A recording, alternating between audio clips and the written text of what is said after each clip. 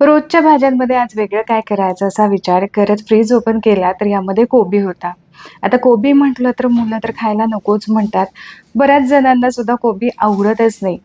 याचा उग्र वासच नको वाटतो. चला, आज मी तुमच्यासोबत कोबीची अशी एक वेगळी रेसिपी शेअर करते, की ज्यामुळे हा कोबी चवीला खूप छान लागतो आणि न आवडणाऱ्या सुद्धा अगदी आवडीने खातील असाच हा कोबी बनतो. तर इथे ना मी एक मीडियम साईजचा कांदा असा थोडासा मोठ्या आकारामध्ये चिरून घेतलाय. याचबरोबर इथे 5-6 मिरच्या घेतलेल्या आहेत. या सुद्धा 3 तुकड्यांमध्ये कट करून घेऊ. थोड्या मोठ्या-मोठ्याच कट करून घ्यायच्या.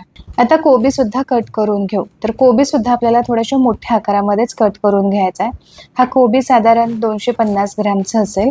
आता कोबीचे असे 4 भाग करून घ्यायचे आणि यानंतर अशा स्लाइस याच्या कट करून घ्यायच्यात.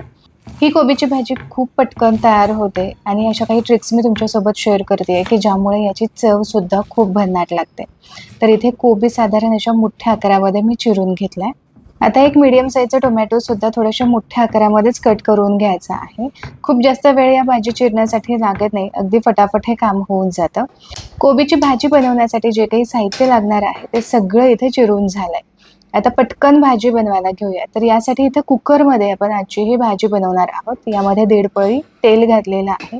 कुकरमध्ये ही भाजी अगदी पटकन तयार होते, पटकन शिजते सुद्धा आणि जो उग्र वास आहे ना, तो सुद्धा अजिबात येत नाही. याआधी तुम्ही कढईमध्ये किंवा पॅनमध्ये वगैरे अशी भाजी बनवली असेल, पण यानंतर मात्र कुकरमध्ये नक्की ट्राय करून पहा. तुम्हाला फरक नक्कीच जाणवेल. तर इथं तेल गरम झालं की यामध्ये 1 चमचा जिरी, मोहरी आणि याचबरोबर रोजच्या भाज्यांमध्ये ना मी 10 ते 12 अशा मेथीचे दाणे आवश्यक घालते. ऑप्शनल आहे, तुम्ही नाही घातले तरी सुद्धा चालेल. पाव चमचा हिंग घातली, चिरून ठेवलेल्या कांद्याचे काप घातले. आता हे चांगले ट्रान्सपरंट होईपर्यंत परतून घेऊयात. तर हे बघा, इथे थोडासा कांदा असा ट्रान्सपरंट झालेला आहे. आता कांद्यासोबतच मिरची सुद्धा चांगली डाग येईपर्यंत परतून घेऊ. तर इथे साधारण अर्धा मिनिटांसाठी कांद्यासोबत मिरची सुद्धा चांगली परतून घेतली. आता यामध्ये टोमॅटो घालायचा आहे. टोमॅटो काही जास्त वेळ परतायचा नाही. अगदी थोडासा मिक्स करून घ्यायचा, हलकासा सॉफ्ट करून घ्यायचा. थोडासा मिसळून झाला की इतर साहित्य आपल्याला यामध्ये घालायचं आहे. तर सगळ्यात आधी घालूयात पाव चमचा हळद आणि इथे मी कश्मीरी लाल मिरची रंगासाठी घालतेय. साधारण 1.5 चमचाभर ही कश्मीरी लाल मिरची पावडर घातली. आता यामध्येच एक अर्धा चमचा धने पावडर घातली. बस एवढेच मसाले आपल्याला यामध्ये घालायचे आहेत. खूप जास्त असा फॅन्सी आयटम यामध्ये मी घातलेले नाहीत. खूप साधी, सोपी, घाईच्या वेळेस पटकन करता येईल अशी ही रेसिपी आहे. मसाले थोडेसे परतून झाले की चिरून ठेवलेला कोबी यामध्ये घालायचा आहे. आता सगळ्यात शेवटी यामध्ये ना आपल्याला काही कढीपत्त्याची पाने घालायची आहेत. कढीपत्त्याची पाने जर तुम्ही आधीच घातली तर स्वाद त्याचा निघून जातो. कोबी सोबत घातली तर तो स्वाद टिकून राहतो. आता कोबी सुद्धा आणि कढीपत्ता या सगळ्या साहित्यांसोबत 1-2 मिनिटांसाठी चांगला परतून घेऊयात. कोबी थोडासा असा परतून घेतला की याचा जो उग्रपणा आहे किंवा जो वास आहे तो थोडासा कमी होण्यास मदत होते. त्यामुळे कोबी थोडासा तरी परतून घ्यायलाच हवा. तर साधारण 2 मिनिटांसाठी कोबी चांगला मस्त असा परतून घेतलाय. हवं असेल तर अशीच तुम्ही भाजी शिजवून खाऊ शकता. पण मी ना यामध्ये आवर्जून घालते ती ही हरभऱ्याची डाळ, जी मी एक अर्धा तासापूर्वी चांगली भिजत घातली होती. कोमट पाण्यामध्ये भिजत घातली म्हणजे पटकन ती भिजली जाते.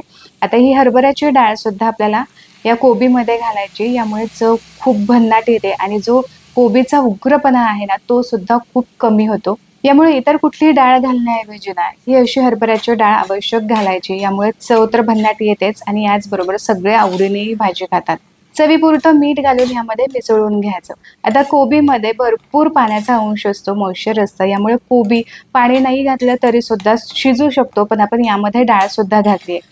तर डाळीसाठी आपल्याला यामध्ये पाणी घालावं लागणार आहे. तर यासाठी डाळ आणि मीठ चांगली मिक्स करून घेतलं की यामध्ये आपल्याला पाणी घालायचं आहे. तर साधारण ग्लासभर मी इथे पाणी घालणार आहे. आपल्याला यामधली डाळ शिजेल इतपतच यामध्ये पाणी घालायचं आहे. यामुळे 1 ग्लासभर पाणी पुरेसं होतं. आता घातलेलं पाणी चांगलं यामध्ये मिक्स करून घ्यायचं आणि आता यावरती झाकण लावायचं आणि कुकरच्या आपल्याला 3 शिट्ट्या करून घ्यायच्यात. आता 3 शिट्ट्यामध्ये डाळ चांगली शिजली जाते. पण जर कुकरच्या पटापट शिट्ट्या होत असतील किंवा स्लो होत असतील तर कमी जास्त तुम्ही तुमच्या अंदाजाप्रमाणे करू शकता. इथे कुकरच्या 3 शिट्ट्या करून घेतलेल्या आहेत. कुकरमधली वाफ सुद्धा चांगली जिरली आहे. आता यावरचं झाकण काढून पाहू. अशा पद्धतीने जेव्हा तुम्ही भाजी बनवताना अजिबात याचा उग्र वास येत नाही. तुम्ही एकदा तरी या पद्धतीने नक्की ट्राय करून पहा. डाळ चांगली गळली गेलेली आहे, व्यवस्थित शिजली आहे, थोडीशी हलकीशी कच्ची राहिली ना तरी सुद्धा भाजीमध्ये चांगली लागते. कोबी शिजायला तसा एका शिट्टीमध्ये कोबी पटकन शिजला जातो, पण डाळ मात्र शिजायला थोडासा वेळ लागतो. तर इथे 3 शिट्ट्यांमध्ये व्यवस्थित अशी भाजी आपली तयार झालेली आहे. वरून थोडीशी कोथिंबीर घातली आणि मस्त चटपटीत अशी ही भाजी तयार झाली. डब्यासाठी सकाळच्या घाईमध्ये एक बेस्ट ऑप्शन आहे. नक्की ट्राय करून पहा. आशा करते आजचा हा व्हिडिओ तुम्हाला आवडला असेल आणि आजची ही रेसिपी जर तुम्हाला आवडली असेल ना तर तुमच्या मित्र आणि परिवारामध्ये नक्की शेअर करा. पुन्हा भेटूया अशाच एका मस्त रेसिपी सोबत. तोपर्यंत स्वस्त राहा आणि मस्त मस्त खात राहा.